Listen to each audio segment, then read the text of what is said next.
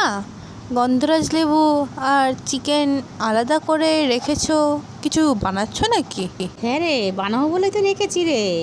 ও, তা কি বানাচ্ছ? ভাবলাম আজকে নতুন একটা কোনো রেসিপি বানিয়ে দেখাই। আচ্ছা, তা রেসিপিটার নামটা তো বলো। আরে তাহলে চল বলেই দিই। তো বন্ধুরা, নতুন একটা ভিডিও নিয়ে চলে এসেছি। আজকের ভিডিও হচ্ছে পুরা চিকেন ভর্তা। তো প্রথম আমি চিকেন 4 পিস নিয়ে নেব। বললেন চিকেন নিয়ে গন্ধরাজ লেবু দিয়ে রিং রিং করে পিস করে সেদ্ধ করে নেব।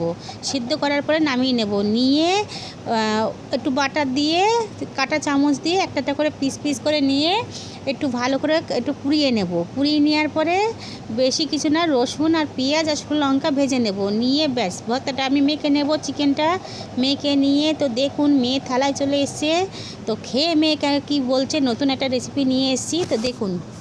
ওহো, খেতে হয়েছে দারুণ।